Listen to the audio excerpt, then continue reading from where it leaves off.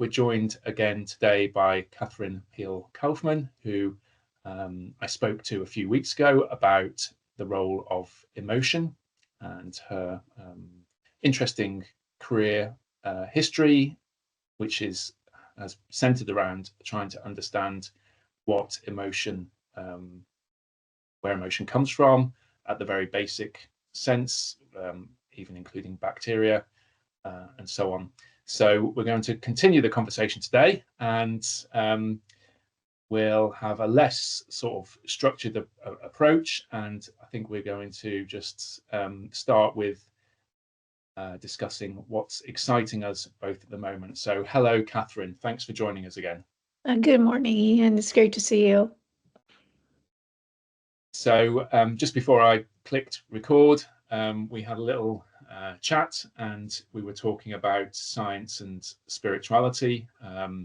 And I, several years ago, I worked for an organization called the Resurgence Trust, and I used to get sent to events to represent them.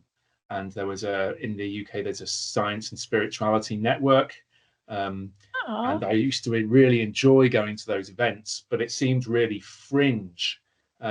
Whereas now, these days, you know, we've got these the wonders of technology bringing people together, and there seems to be more and more conversations from, you know, respected scientists, people studying consciousness, physicists, who are sort of strengthening that understanding that we can't really separate science and spirituality. I completely agree with that. And in fact, you asked me what I was most excited about.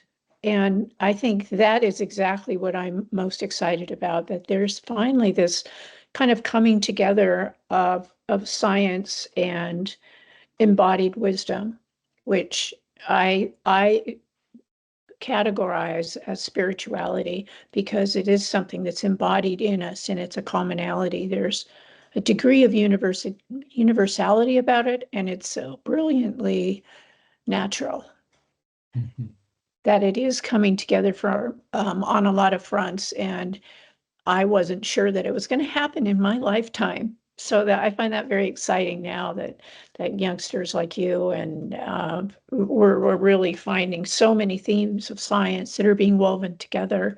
But at this point in my life, I want to ground all of that science in our direct experience. And that's something that's sort of been missing. So I'm really excited about that. In fact, we're going next week to a conference, going sort of back to my roots of clinical psychology, where the group of us are sort of standing up for the subject and the psyche. Rewilding the spirit is a term that I just sent him in an email this morning that kind of captured what I see happening there, that we want to pull back we want to say, hey, wait a minute, you left the entire psyche out of the theory here. We want to put it center stage, and we're not going to wait for you anymore. So we're a little bit rebellious that way, and you can be that way in your dotage. I'm happy as an independent to be that way, but now I can say pretty much what I want to. So look out. What's the conference called? It's a very intimate gathering of, you know, I can't even tell you the name right now. Oh, that's fine. That's fine. Is it linked? You said you knew Evan Thompson, who wrote The Blind Spot. Is it part of that network? This is a group of psychologists and psychoanalysts, mostly practitioners, who are all connected into that framework of thinking, the enacted, you know, embodiment enacted. We absolutely, you know, adore Evan, Maturana, but the fact that they came out with that book at the same time we've been working on a collection. In fact, there's a book in the works called the Psychosphere, right down with the connotations of Norman Bates. everything that we bring back to the story by putting psyche at the center. But it's shifting. The whole project's been shifting over the past year as well into more of a rewilding kind of concept. And so the territory's moving so quickly that it's really fun to sort of ride those seismic waves and jump in and say what we want to say at the moment that it comes together. So it's a little like our conversation. It's kind of like Bohemian dialogue. It's bubbling up as we go. Bubbling up, yes, it does certainly feel that way. And these sort of terms like rewilding and embodiment,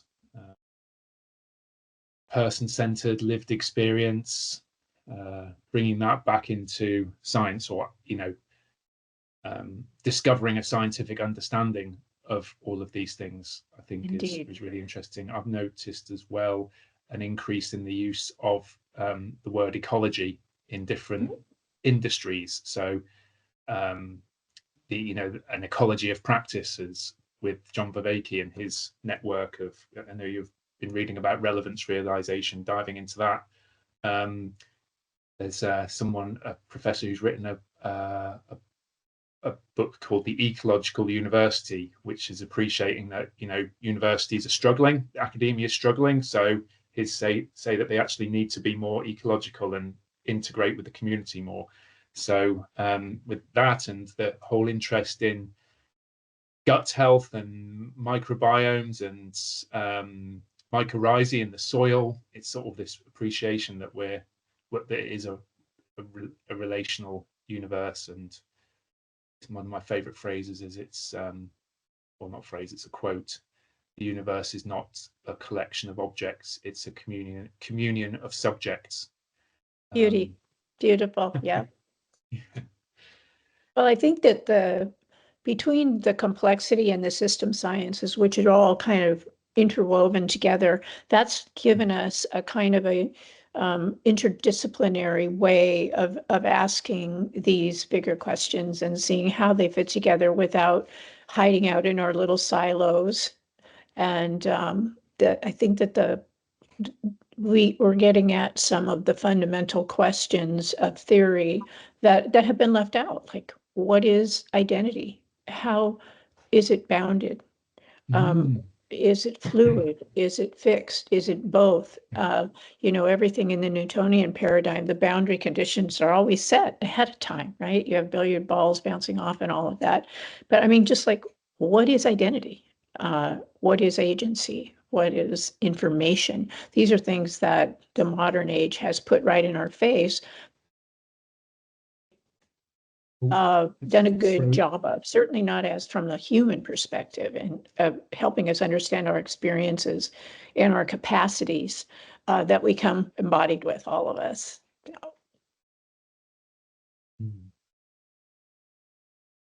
So I'm just reminded about embodiment, and in one of our email exchanges, you said you've been diving into the idea of relevance realization. And that reminds me of a conversation linked with one of the main proponents of relevance realization, John Vervaeke. I remember him interviewing a theologian once. I can't remember her name, Claire someone, and she was sort of saying that her thoughts are that when people talk about spirituality, they say, I am spiritual. What she believes they are often referring to is their felt experience. So, which then goes back to emotion. And I agree with her. Being involved in quite a number of networks of people who are spiritual, and the different ways in which we use the word spiritual, whether we talk about an amazing piece of music or artwork, my sense is that it's something, when we use the word spiritual in that way, it's something that evokes a strong sort of emotion. It's transcendent, sort of feeling of transcendence. Exactly. Exactly. Yeah, I probably mentioned it last time. I spent quite a bit of time at the Harvard Divinity School, working at the nexus of science and religion, and that was great fun. And there was a beautiful theologian there by the name of Gordon Kaufman, who is a constructive theologian, who is really most of the work down there is more like historical, and it's sort of searching ancient texts and reinterpreting them and all that. But he was a constructive theologian that understood that we're building these stories as we go, and that he had a methodology of doing so. He was just, we were like that. He was wonderful. And at the same time, Stuart, my husband, Stuart Kauffman, different Kauffman, he had been writing a book called Reinventing the Sacred, coming from the idea of the physical processes that we know and do not yet understand is, the engine of creativity of the universe. That for him is enough of a god, if you will. So, and Gordon had basically come to a very similar way of thinking about the creativity of the universe as a process rather than a creator person. And so it was really interesting. I met both of them at the same conference, and so it's this lovely nexus that is happening in all the right places. The term, let's see, there's basal intelligence, semiotic cognition, embodied cognition, interoception, relevance realization, ecological relativity. Every bit of that is getting at this place of these foundational network dynamics and processes where we do begin to be able to ask the question about identity and boundaries and interpenetrating boundaries and all of that. And that's, but to me, all of that is fascinating and important, and it keeps like the nerd, the left brain part of me really satiated in during challenging times politically and all of that stuff. But it really has to be grounded in our biology, in our direct experience, and the commonalities across those experiences, I think, are the most instructive. And to me, at the very core of all of it is the fact that we feel feelings in two categories. They feel good and they feel bad.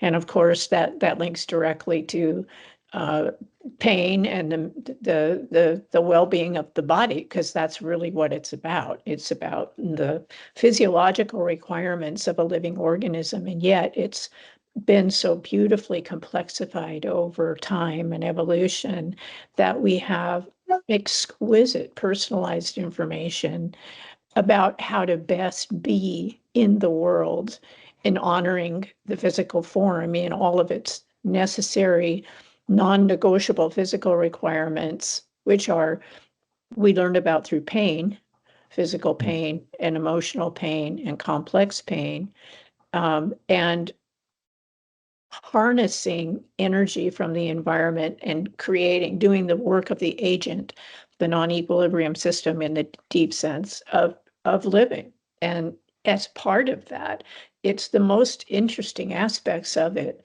are the unfolding creative agentic work that we can do because there are new opportunities in our environment. And that's a whole other aspect that is captured with the positive emotional range that I call the developmental aspect. So you have self-preservation and self-development that are both being mediated by pleasure and pain.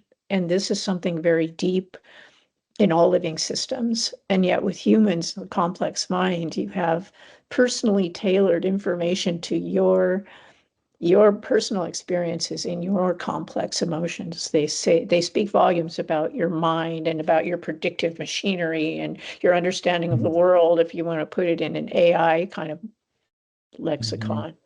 And we just need to recover that. understand this is something the body gives us naturally, and it's way beyond what we understand yet. Yeah, it is beyond. I remember hearing you say you in your conversation with Michael Levin and your husband that you had been following Donald Hoffman's work, and that's one of the things that he says is that there will always be a deeper level of some kind of deeper level of maths or deeper level of inquiry that you can go into almost to infinity. Actually, can I throw in a bit of a curveball or a question? Sure. This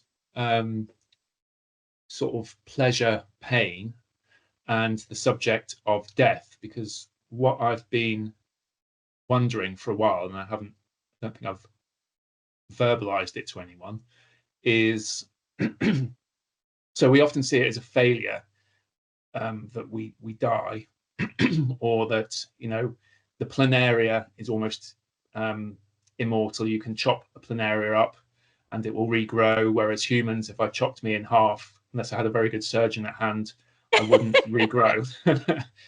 Indeed.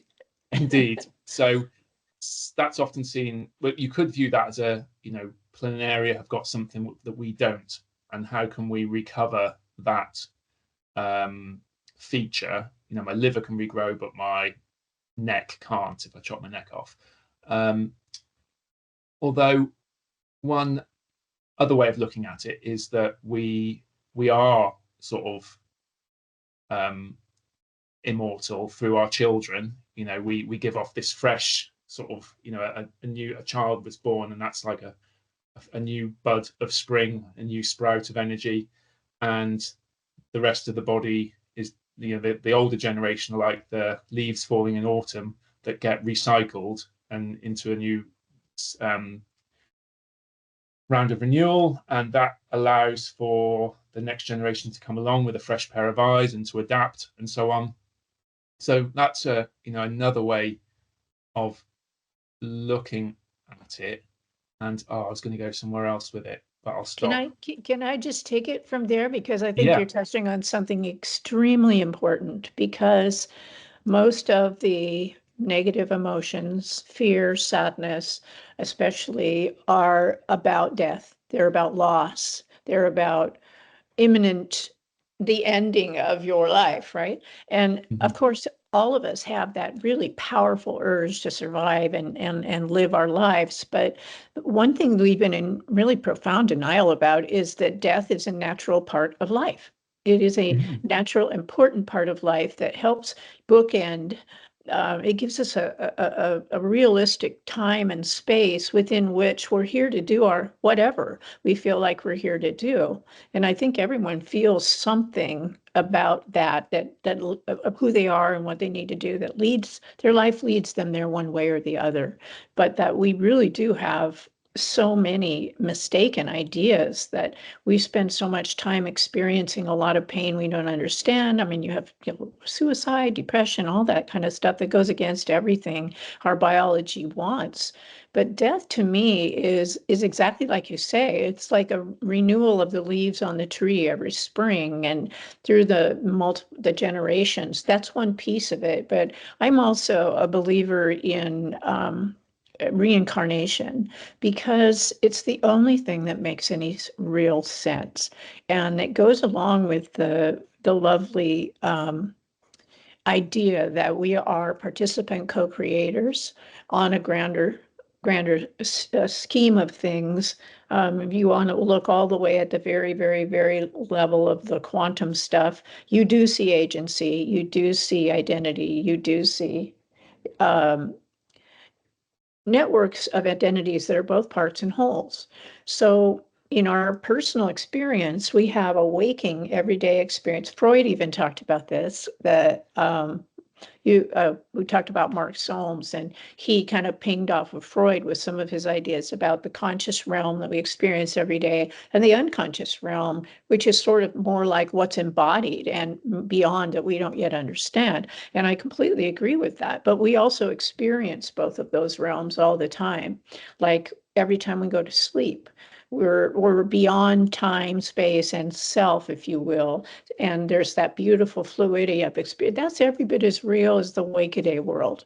So Hmm. the idea that there's an aspect of our identity that lives there in a non-time space, eternal sort of sphere, I find very appealing, and there's lots more evidence for that than against it in terms of the science.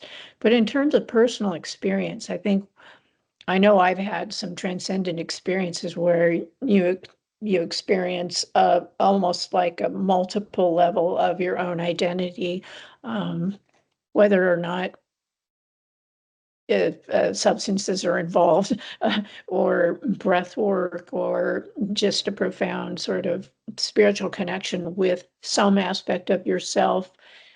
I probably told you a little bit about my experience with my son, um, that gave me that experience of this sort of multiple level of identity that my conscious awareness was definitely part of in a way I had no understanding. And sort of back to the idea of death, this has been the last couple of years have been defined by death for me personally, and the possibility of it at every turn in my own personal life.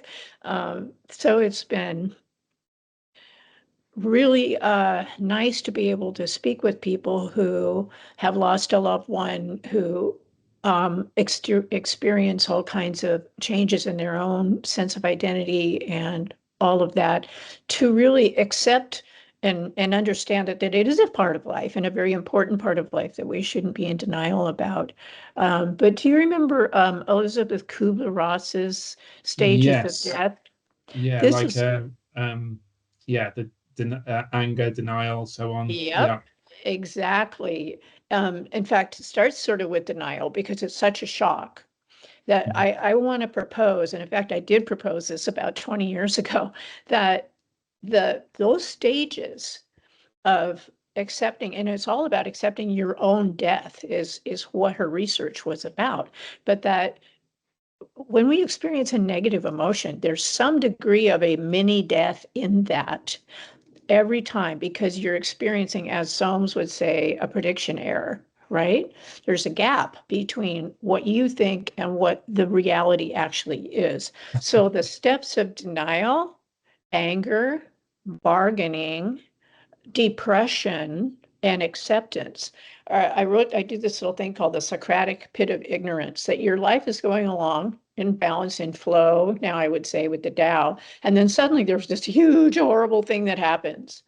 And either you can hang out in the pit of Socratic ignorance and be in denial about it. And we do. We sit in denial about so many things, particularly our own death.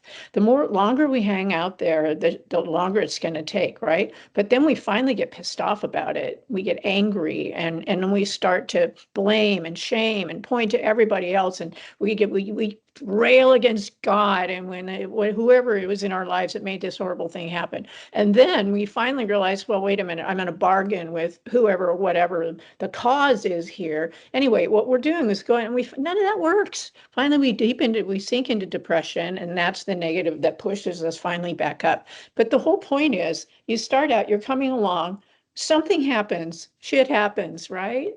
And either you just accept the fact that shit has happened and you go on and you figure out how to deal with it, or you go through all of this crap, right? So I do this little thing where you're driving along the little car, you're just like, oh, you vault over to acceptance right away, and your life stays on track. Mm. But all of this is because of our emotional system, and because we do create our reality, and we do filter and perceive our reality. And pain is a reality sandwich, baby. This is happening. Okay, how are you going to deal with it? Learn about it, deal with it, jump on board. Don't linger for all of this time down in the pit of denial and all of that. So I think that you're bringing up death is really, really a profound um, way of getting out a lot of this. Mm. Yeah. Um, yeah, I must admit it's been on my mind for several reasons, but one of them was, well, a couple of reasons. My partner was talking about it, and we revisited a book called The Tibetan Book of Living and Dying. Oh, is that the same as the Tibetan Book of the Dead? Possibly. I'm not sure if that's just a different title for it. Maybe it's Sogyal Rinpoche, so maybe it's his telling of it. I'm not sure. I think maybe he's reinterpreting the Tibetan the Book of the Dead. That and my former boss and colleague Satish Kumar, he's in his 80s now, and I saw him interview with Rupert Sheldrake a few months ago. Oh. And he's reached the point where he now says he's preparing for death, and in his Jain tradition, there's some that's processes that we go through. beautiful. Yeah, and he's very comfortable with it. So yeah, I admire these kind of traditions and practices where, like you said, you can leapfrog to acceptance maybe.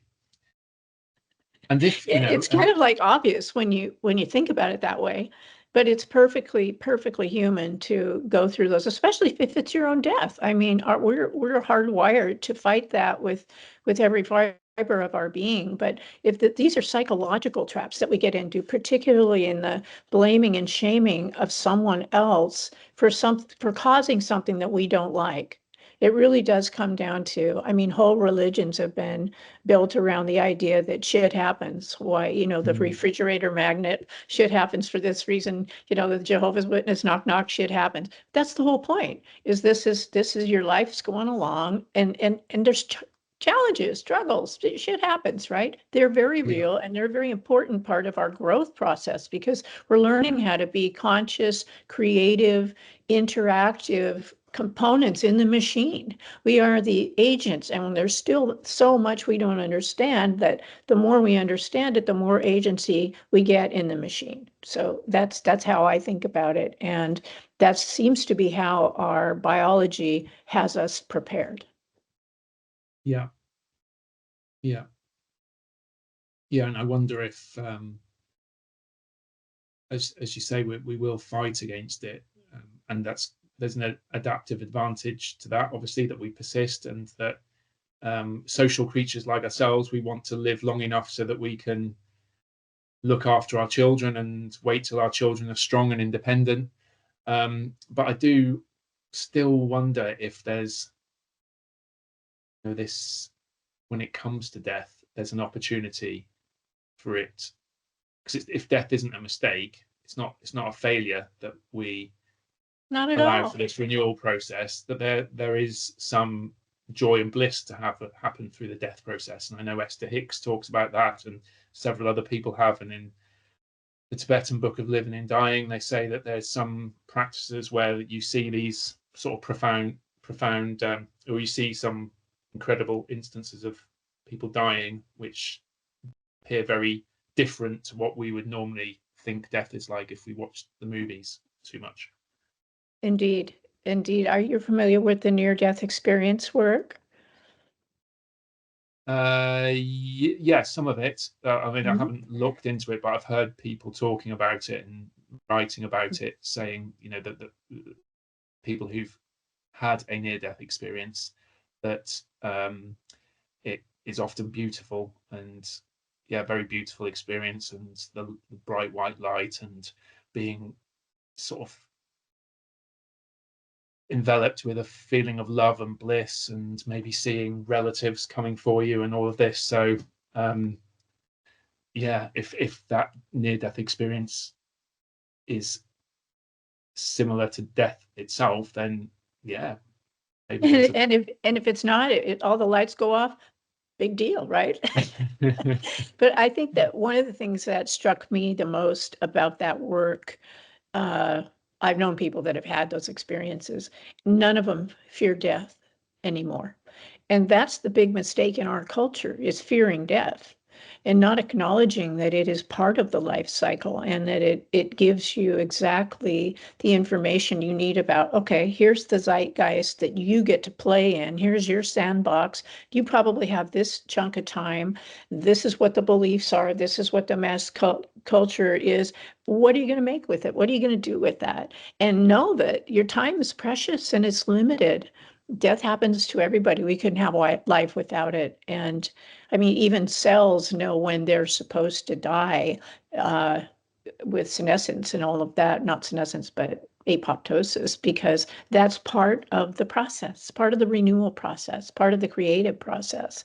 And that our culture has had profound denial about death for so long. We have huge industries. It bothered me so much as a child to go buy these beautiful pieces of property and with headstones everywhere. And I mean, when you think about it, the whole world would be covered with headstones if we continued to have that. There would be no good, no parks, no, nothing left. And as a child, I just thought that's so silly, but again, sort of the Native American in me that just wants to go and die under a tree or something. But that we have this huge industry based around. Did you ever see the show 6 Feet Under? Oh my God, it's hilarious. Oh, you have to go find it. It's hilarious. 6 Feet Under. It's about a family that runs a funeral parlor. But I mean, seriously, it's great to have ceremony and ritual around the life transitions like birth and marriage and coming of age and all of those wonderful things that we do. But the death ceremonies are actually really important as well. So that feeds the need in us, but at the same time, there's this ridiculous. It's not sustainable. It's not green in any way. You pay all this money for a cement vault and a really fancy coffin, and you pickle the body with. I mean, it's gross, and yet that's what we've done because we fear death, and we want to go through rituals to make sure we're prepared to go to heaven, or at least protected against demons and all of these silly things that we have invented that aren't evidenced in nature at all, that are part of our own misunderstandings of our own feelings, and especially manipulations of those feelings by the whole idea of punishment in hell, the whole idea of someone dying for your sins. The whole idea of sin is absolutely wrong. Our biology gives us a piece of equipment that is so incredibly beautiful and exquisite. What kind of arrogance do we have to even claim we understand it, let alone that it's fallen? It's dirty, it's broken. I mean, come on. Ugh, that's all about controlling other people through domination. And that is something every spirit will always cry out against. Yeah. Where you finished off there saying we don't have any evidence for it. Yeah, that's just reminded me of something I heard recently. Joshua Bach, is it Joshua Bach? The AI guy who he's describing himself as an animist, a version of animism that he's discovered through his work on computing and AI. Oh my gosh, I'd love to get some more information. I haven't heard of this, but this AI is leading us to exactly the deficiencies in our theory. So I'm really glad.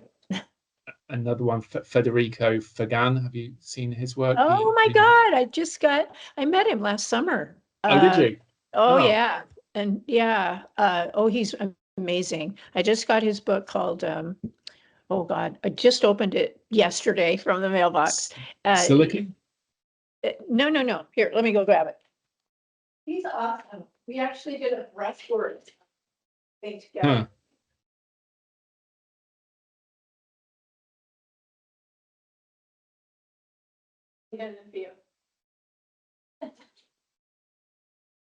Irreducible.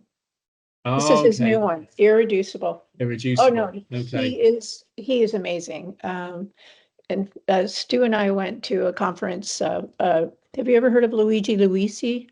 He's like he worked with the Tao of Physics guy. I'll think of his name in a minute. They wrote a beautiful, beautiful textbook on system science. And he's this brilliant, beautiful Italian in his mid-80s who's been running these conferences called Cortona Week for like 40 years. And they're always in exquisitely beautiful places. And you have these hands-on experiences. Anyway, he and Federico's been a very generous benefactor for students coming to Cortona. So Stu and I spoke there last summer.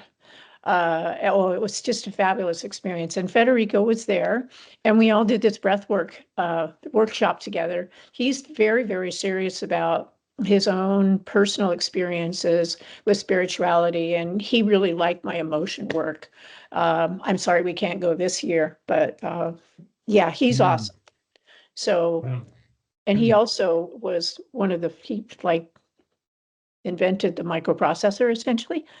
Yes, yeah. So if he really understands how computers work, Yeah, to know the limitations, to know the and what he limitations. says about he talks about quantum information as an aspect of what I'm calling identity in the more durable aspect of it, like self with a capital S, because he says that quantum states, pure quantum states, are never reproducible, meaning that what our aspect of that it can never be, it's a little bit platonic in that, here we have the pure state and then the facsimile of it, but that there are identity patterns in both of these spheres, and there is information that's different and two different kinds of logic in both of these spheres. So he's one that his work would probably dovetail well with Hoffman and his sort of fusion theory of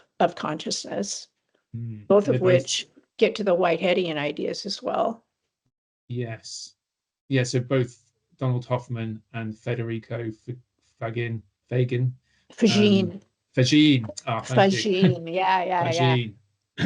So they both are of the view that consciousness is fundamental, or the ground substance of being, and that everything else arises from it. Just remind me, what was there was another theoretical quantum physicist, Amit Goswami. Have you ever come across him? Yeah, I met him in London once, and he was incredible. He was way ahead of the game, Yep. I think he was even. Do you remember the movie that the Ramster people put together, What to Believe? He was in that, wasn't he? He was, Amit Goswami. Yeah. I went to the screening of that. He got really criticized for his work, and called a quack and all sorts. And now we've got a whole community of people on YouTube and all these podcasts speaking openly about these ideas. Yeah, I wrote somewhere recently in the work that we're doing for this conference next week about how science can be every bit we have the same human dynamics that hold science together, that hold religion together. We have our own dogmas, we have our own shunning and punishment of people who stray too far from the dogmatic line. And I think that's a perfect example of that. I've always had more respect for people like Rupert Sheldrake, I mean, even Stu told me when I first encountered him at the Divinity School, I had just heard a talk from Rupert on his psychic parrots. Are you familiar with that work? It's great. And I was holding open space for more questioning, and I remember Stu saying, and this was a long time ago, I don't know if he still feels the same way, but he goes, "Oh, everybody really, really likes Rupert, but no one takes him seriously." And I'm like, whoa. But yeah, it's exactly that same thing. Either you toe the line or you don't. You're not a member. You will be shunned. I mean, the whole academic part of the reason the academy is in so much trouble is that you have to toe all of these lines in order, you have to bow down to the authority in order to get your degree and have authority yourself. And so by the time you get to the point where you are actually ready to do some creative thinking, you've already been shaped and molded in ways where you are afraid to step out of those. That's the way it works. And unfortunately, that's a misuse again of the emotional system. And it's all part of domination for power and influence. And when you get so carried away with the whole um, social construction, and that everything's a social construction, it all leads down all back to power. There's a huge amount of truth in that. But as I used to say to my friends that would argue that, I've said, like, you know what? I'm going to drop this pen and it's going to fall because there's gravity. There are laws, there are energy forces and processes that are just facts that we aren't constructing. And if we are, we're doing it so perfectly that we'll never know the difference. So Yes. that's where we've gotten into trouble with all of this kind of social justice business. And I mean, I'm absolutely all for equal opportunity for every human being. That's hardwired within us. But when it comes to the idea of equal result, or these ideas where they're really letting go of some of the science as if it itself is a social construction, that I can't go there, and they should not go there themselves. But again, that's that's on the scientists for not giving adequate theory uh, to flesh out that story. And that's what we need right now. And that's kind of why I like this idea of the agent in the machine, because there is machinery. It's very, very specific, lawful, mathematically precise machinery. And we do have a small piece of participation in that. We do have some degree of free will. And that is, we can't continue to deny that. Mhm. Like even someone as brilliant as Sapolsky, we don't have Mm. free will, all of Mm. that. I mean, he's a really brilliant psychologist. His books are great fun to read as well. And he knows Yeah. every bit of the neuroscience, but he does not understand the function of emotion and the informational component of it. That puts it, and I like to say it's like turning a kaleidoscope, because all of the pieces fall into a new position. They're all there, but they Mhm. fall into a different way of thinking. It's liberating, I think, and Yeah. empowering more than some of this. We don't have any free will business. That's Oh yes. Yeah. I all think. of our, yeah, don't get me started. You Oh know what no. I happens. might. I might just get you started a little bit because it interests me as well. Um, yeah. I think there's a few conversations of Robert Sapolsky and Daniel Dennett online from a few Oh, years ago. Yeah, and they were sort of obviously performing a little bit. They were told to, each have 10 minutes to say why why free will doesn't exist, and then on the other side, actually, we do have free will. But I think it is often the case that it's so easy to get across purposes, or to think that what one person is meaning by free will is the same as what the other person. And the way I see it, when I saw, I think it was Robert Sapolsky and Daniel Dennett at Loggerheads, was that one of them was trying to say that Robert Sapolsky was trying to say we don't have any free will, and he uses the argument of evidence from children, let's say, with adverse childhood experiences and their ability trauma. to trauma and so on, their ability to um, make decisions uh, in a reduced capacity compared to someone who hasn't had those traumatic experiences. So yeah, that reduced capacity, but then, like you said, maybe we've got a small amount, and I envisage it like um, water flowing down a river, and a fish has got the free will to swim where it wants. It can go left down one fork of the river or right, but you can't expect the fish to kind of jump off onto the bank and climb up a tree. Um, Exactly. Yeah. Well, that's one of the really beautiful things that I think is coming out of quantum mechanics, is this idea of contextuality. And it gets you to the idea of the Umwelt and affordances in the environment. They're running into that, and the reconstruction projects, which are all about understanding QM theoretically in a way that factors in the contextuality and the uncertainty and all of that, and the agency. That's the unspoken piece of it, the sentience, the role of the observer, all of that. In fact, Stu and I are working with a quantum physicist in just exactly that kind of reconstructive ways, where he's the physicist, Stu's a biologist, and I'm bringing in the sentience of the body and consciousness as a central piece, and it's going to be really fun. But what you just said was really I lost my train of thought. Oh no, So that's okay. So the it's good. project. It So goes what? off like a steam engine. So No, that's fine. So what are you What's your sort of oh, what are you working Sapolsky, on at the yeah. moment?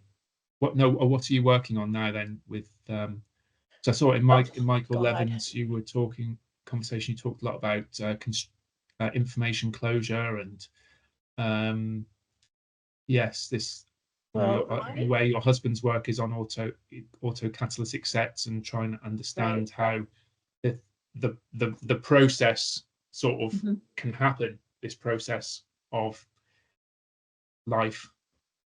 Yeah, I think there seems to be a convergence across. I mean, I love Michael Levin's work. It's just it's opened so many doors for, like, this is the kind of framework that has to be going on. And when I keep pointing in that direction, it's like, you can see the chemistry and all of this, but now there's this whole other deeper layer of bioelectricity that gets you into questions of quantum field theory and quantum biology. So I really think that's a very fruitful direction to go into. And so what we're doing in our project of sort of reworking quantum theory in this new way is to bring in the subjective contextuality and the idea of relativity being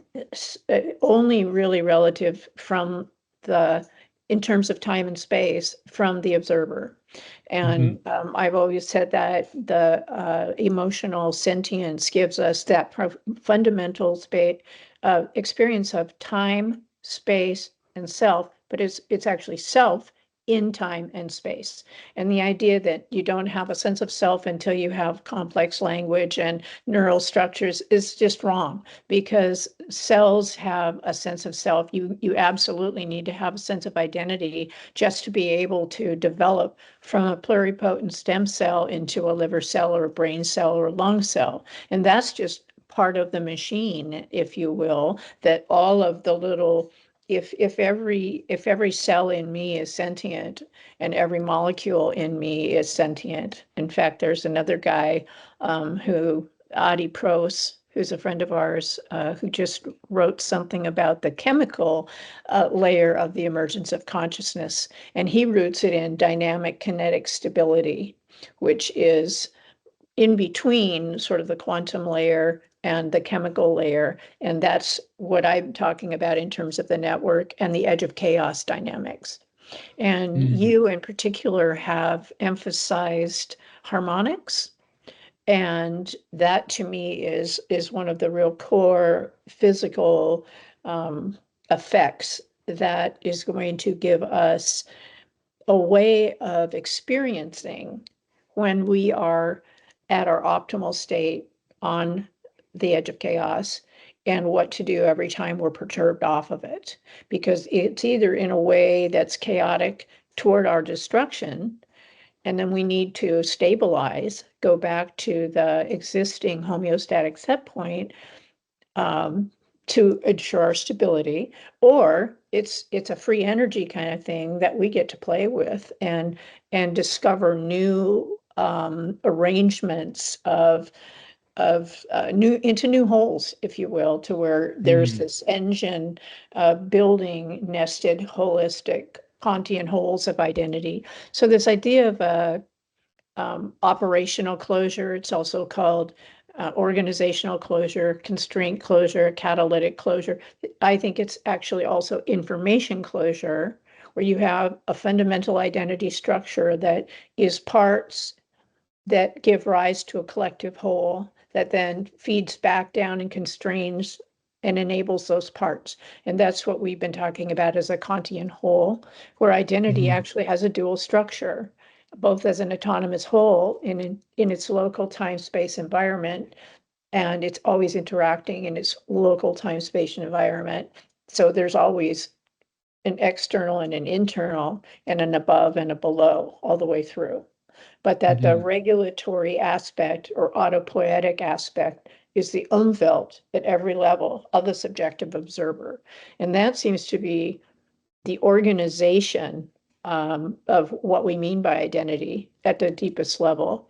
And what it does for the logic in terms of emotion and value is that you, me, and every other living system has a dual identity, both as an agent getting about in its environment, doing the work of energy exchange and all of that. At the same time, we are a part of a greater collective. And that would mean that that's the social aspect of me that's interacting with you right now, but that you cannot have one without the other. So when you have conflicts between social entities, which we have all the time, even institutionalized, like in the Middle East, hatred for the other. It's actually a conflict within the self. It's a conflict within the biological identity structure, and it's driven by painful responses, the automatic defense responses, fight and flight, that we don't realize those are just hardwired defenses until the mind gets into the loop and understands the logic of dual identity and the logic of the yes, no of the body. It says yes to everything having to do with stability and growth, and it says no to destruction. It's just simple and beautiful logic that we've never seen.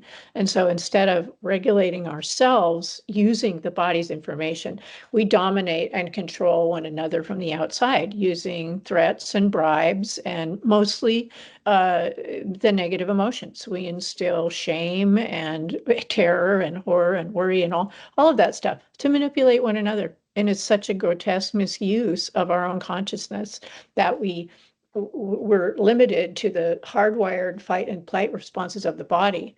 And like we don't have free will in those situations because we're in and this is where I totally agree with Robert Sapolsky, is that there is a beautiful developmental trajectory that requires both social support and autonomous agentic freedom all the way, or you're going to have developmental deficits. I mean, there's whole fields about trauma and developmental windows and attachment theory, and that is exactly about the optimal emotional development. And there's even stuff, Lonnie Athens wrote a book after studying prisoners about how it is instilling shame, profound shame, and that's kind of dominating control that breeds a violent criminal. And it's a perversion of the developmental trajectories to instill shame instead of confidence, and instill mistrust and doubt instead of trust, and conspiracy theory, and this God is better than that God, and all. We mess it up. We mess up our own development individually and en masse with our ridiculous ideas and our cultures that we do construct. So I'm with the president of Harvard that stepped down for her conviction that there's a huge constructive component here, and that even saying something like, shouting an anti-Semitic slur has a place in a free speech arena. But at the same time, we can't promote and honor hate speech and divisive lies and the kind of stuff that a lot of us are buying right now enough to vote in particular ways and believe people's narratives that are just ridiculous. That comes back to the edge of chaos as well, doesn't it? Like what is tolerable and always. And I can see why, when you talked about the when people are being maybe aggressive to someone else, it's a reflection of something inside of them. Yep. Maybe think of the Hawaiian practice of Ho'oponopono. Oh, love that. I love it. Say what it um, is. I love you. I thank you. I'm sorry. Please forgive me. Or sometimes I get them mixed up the order, but yeah. It's all there. In fact, the Jewish tradition has teshuvah. You familiar with teshuvah?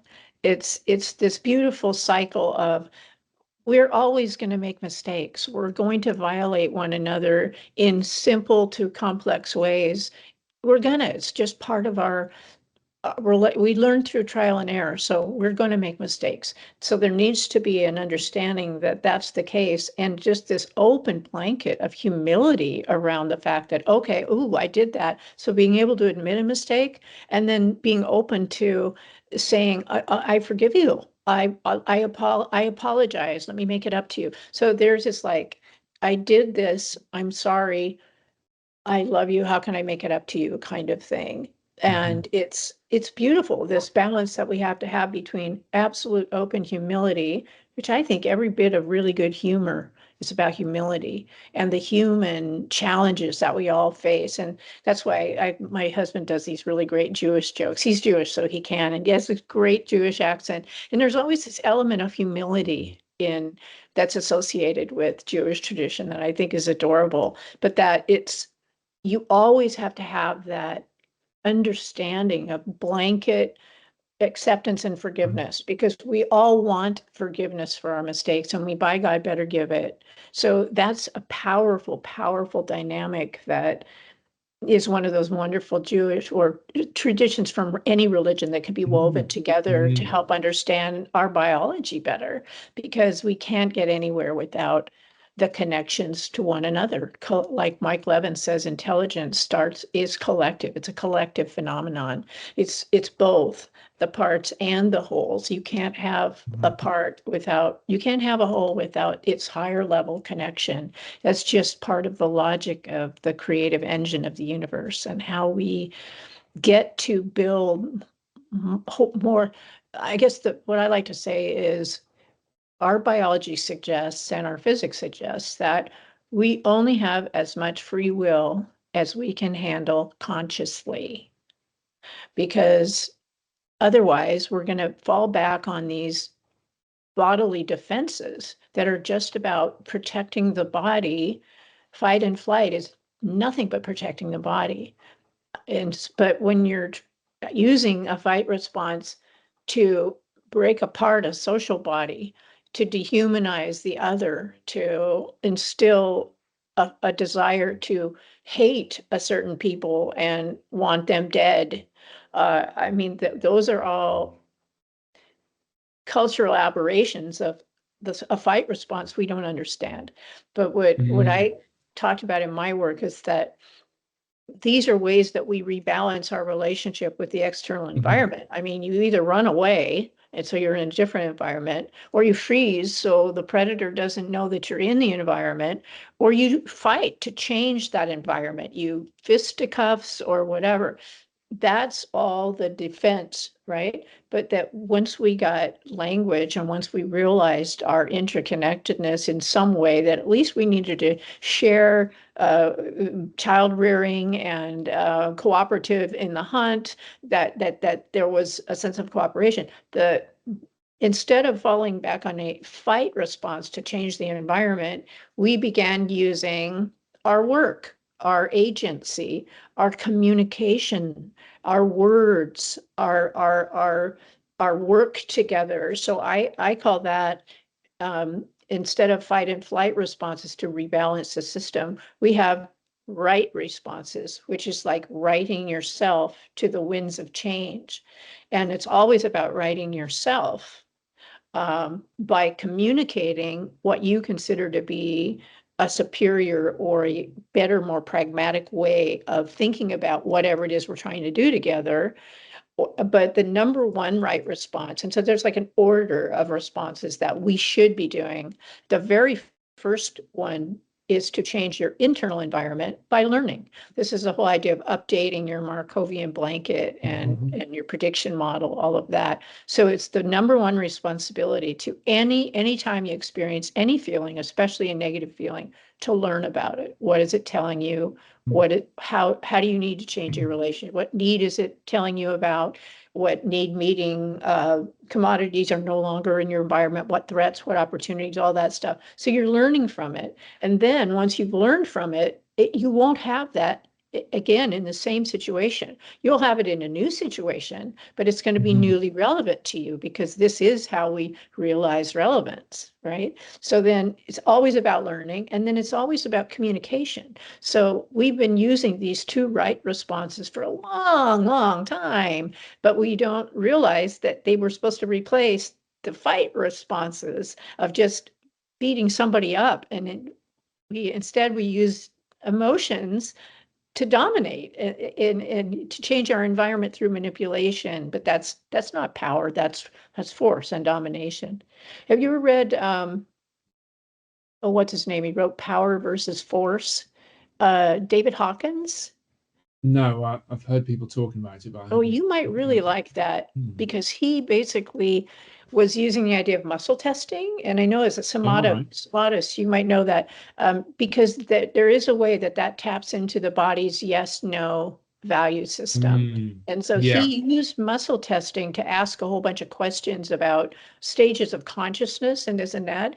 And I really like what he was doing because if you look at it through the lens of the emotional system, he was describing how the consciousness evolves when you understand the negative emotions and you resolve them in new ways of framing things in your own world, in your mind, and farming them out into your local environment. Then you're always going to have cooperation, which is that sort of tit for tat thing I was getting at earlier. But this is all part of our biology, and I know we're out of time too, so whatever you want to do to wind this up, or I'd love to carry on. It's always a treat to talk to you though, and thank you. Yeah, this is great. And I'd love to speak again. Yeah, there were so many things I wanted to say there. So David Hawkins, I'll look up his work. And Stephen Porges as well, with the polyvagal theory and the being a socially engaged mode, which as opposed to persistent sympathetic activation or shutdown. So that's the whole APA axis, and that's a whole other discussion, but it all turns on stress. And what I'm saying is that the stress response is the emotional response because you've been knocked off the edge of chaos. But there's a valence to it. There's good stress that we don't even really think about. It's called eustress. And in Selye's original model, he had both. But we all understand distress because it's that reality sandwich. It's that bite of reality. Nobody likes it because it's something that feels bad. And this is something we don't want, right? So that's distress. And so almost all the stress literature is around that. But if you look at the chemistry of the body and inflammation and all of that, it's all about stress. It's all about emotional stress. And you don't want to be too, you want some oxidative stress, otherwise you become reductively stressed. And that's exactly. Yeah, and who was it that there's hardly any papers about that. I tried to search for reductive stress and there's only a handful of papers. It's all about, I mean, maybe it says something about our society, but well, the redox response is a very, very early way that we osmotic balance, I mean, a cell, if you didn't do that, you would explode. And I used a little story of Penelope, the protocell at Cortona, where we were with Federico Fagin last summer, to tell this new story of an emergence of life with the emotion piece in it from the beginning, asking questions like, okay, here's Penelope. Before she can get around, she needs to have open doors and windows in her membrane and all of this. But I'd like to send you I mentioned a guy, Addy Prost, that talks about dynamic kinetic stability, and he's provided a really important piece between kind of the deeper physics and the chemistry. And he talks about the chemical emergence of consciousness, and he specifically talks about the redox interaction as well. So it's a fun read, and it gives you it's a popular press piece, and I'll send you the link to it, because we know him and I've studied his stuff, and I know that he had his thumb on the pulse of part of the Edge of Chaos story without using that terminology. By edge of chaos, is that similar to criticality? The same Yes. idea as It criticality? is exactly that. But I liked to, and in fact, Stu discovered it. Stu discovered it in his original work on Boolean nets. And there's still some controversy about how to use the term and how the mathematics is. And so he's a little uncomfortable with people going too far with it. But it is coming full circle back to this story of an organism having some inner experience that lets them know when things are in balance and they're right and when they're not, because that's the fundamental interaction with the environment of a non-equilibrium system that has to exchange energy and information with its environment all the time in order to live. That's what life is. We live on the edge of chaos, and we're constantly getting back to it. And when Mike talks about regeneration, we do heal. We heal. We might not be able to grow a new nose or a finger, but we heal. Our bodies heal on their own. They regenerate. Their cells regenerate on their own. And whatever message we're sending about what we believe about our environment, the more stress chemistry we send down there, the more we're going to bung up the works.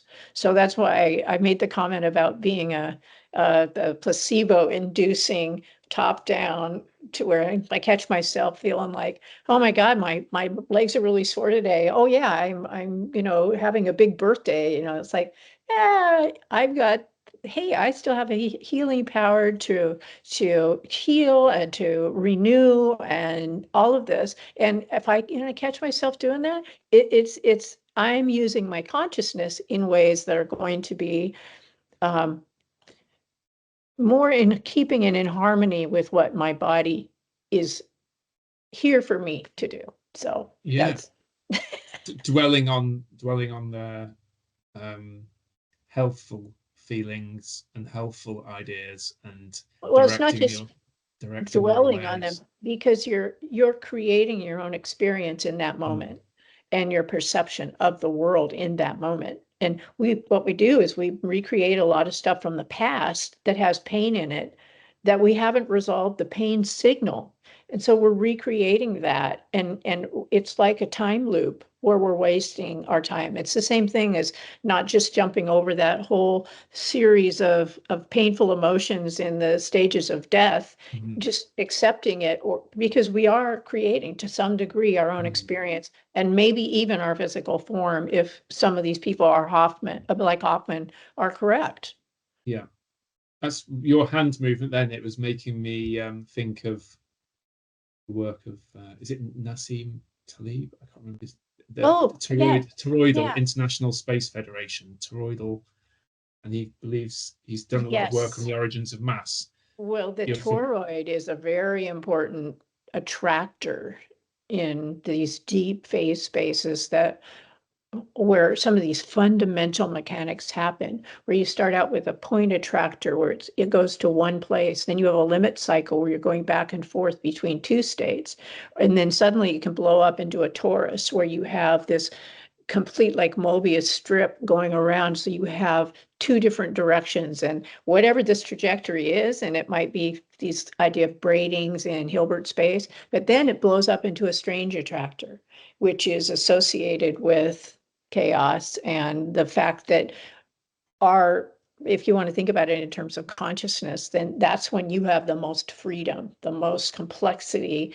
and all of that. So I think that's an interesting, important way of thinking about the complexity in system sciences, that factors in this idea of well, vibrations and oscillation, which is what's happening with the limited cycles, and going back to a set fixed point attractor, which is what's happening in homeostasis.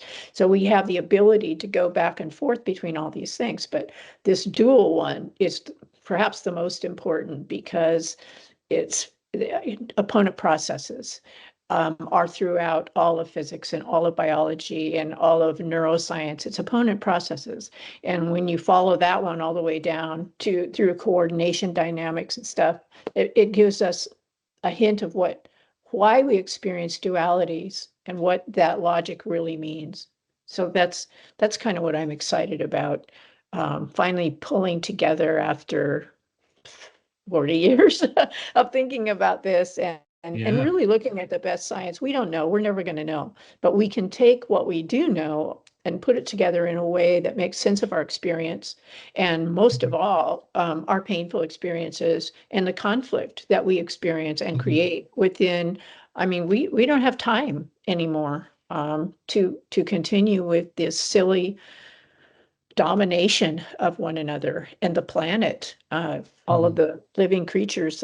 You're the one that turned me on to Vervaeke, John. Oh, John Vervaeke. Did I? Yeah, Oh, I hadn't heard of him until I noticed his name on that relevance paper, because we know one of the authors of the paper as well. And I really like everything he's doing, really resonates with me. And I think that the emotion piece would kind of complete his story. So thanks for turning me on to. no. Is he a philosopher or? He is a philosopher, and he, I think he's also a neuroscientist because he teaches at Toronto, doesn't he? Or he did. I don't know if he's still there. Well, he was the one that added the two more E's to the embodied, embedded, Extended. enacted, and extended. Because I added the fifth E, emotive, and that's still, not very many people know about that. And he's added exaptive, meaning that it sort of harnessed some Darwinian pre-adaptations to assist in this cognitive sort of closure, if you will. But if you understand emotion as a sense, that's this ancient function of self-regulation, you don't need the exaptive because it's been part of the story for a long time. Anyway, his stuff is really broad-reaching, and I liked his presentations that I saw. So thanks for turning me on to his work. Oh, you're welcome, and thanks for all the insights you've given me. Before we finish, I appreciate we've gone way over time. You mentioned, I think I heard this right. You said at the edge of chaos is where the self is. Is that right? Is that what? Did you say that? What I am saying, if one starts really thinking about what is identity, how is it bounded, and how does it play into the idea of information and binary, digital information, analog information, one gets to these ideas. And I think that the edge of chaos story is at the very bottom, where a system has to have some way of reading its internal environment and its external environment and maintaining balance between them. That's just like at the very bottom of everything. And so all of these discussions about, emergent intelligence and this and that, it has to go back to some experience. And that, to me, it's like you have two states. One of them where it's like least energy state. That feels like home, right?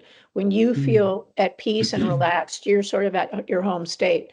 But when you're energized and you're out there doing and thinking and this and that, you're off the edge of chaos, but you're getting back into, you're going at it in every moment, in how you think and how you act. And then at the end of the day, you get to completely just veg out and let your body go into healing mode and restorative mode and all of that, because your job as looking out on your environment at your particular time, your relative, biologically relative scale of time and space, is time for you to rest. And everybody inside is still operating on their scale, which is your unconscious, if you will. And with Mike Levin's work focusing on the role of bioelectricity in communicating within parts and wholes, between parts and wholes, I think that's really crucial here to the informational piece of it. But information is both representation, well, it's structural in that there's something physical that's different between this and this. This is where you get debates and difference that makes a difference in all of this. So it's the structure that's different between two things that gives information, but it's also a representational thing, like all of biosemiotics and all of linguistics and all of everything having to do with human thought is representational kinds of information. So those two things come together in some external experience of some structural change, which happens to be, I believe, what's happening in the bioelectric relationship between the particle and the wave aspect of our countenance, and that's always been part of the story.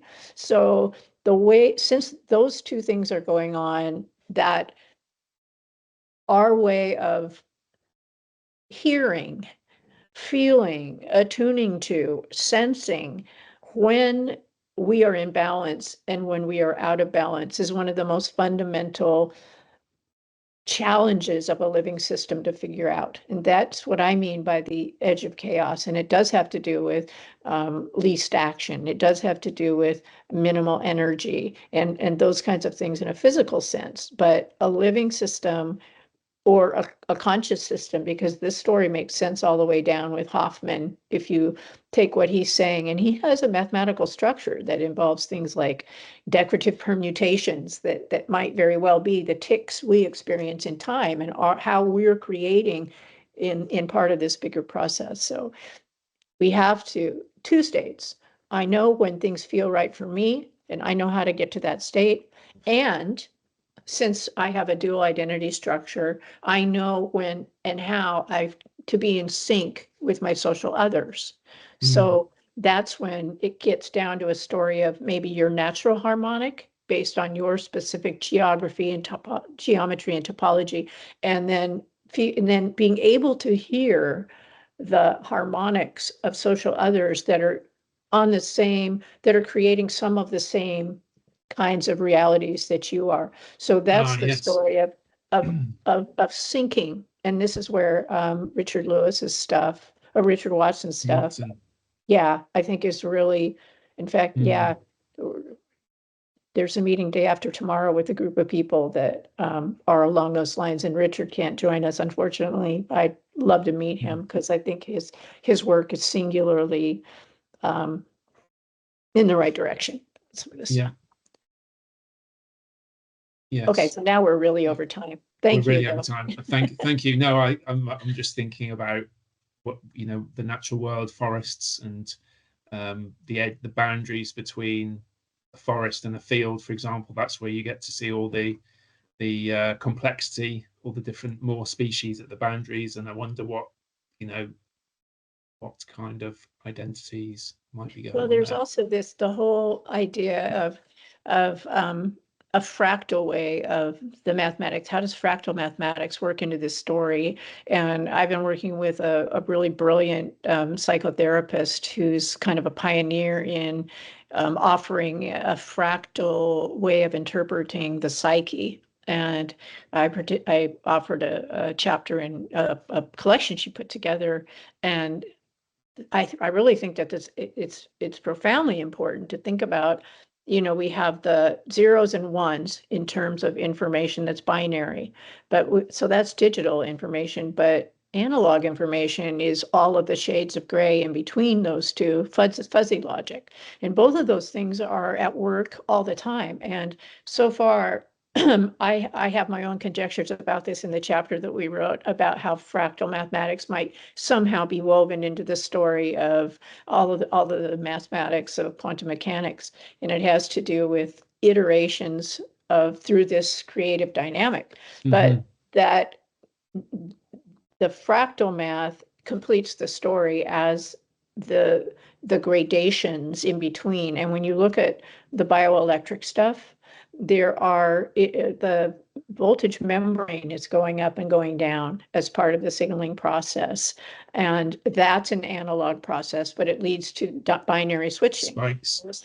Those two back and forth limit cycle attractors, oscillation, that kind of stuff. So you need both of those in the story. And in my Tao story, where you have the domain of the unconscious, the domain of the conscious, or as Stu would say, res potentia and res extensa, and there's this constant going back between, you have the both and fuzzy logic and analog processes on one sphere, and then you have the binary, because you're in space and time relative to one particular agent, that you have either or logic.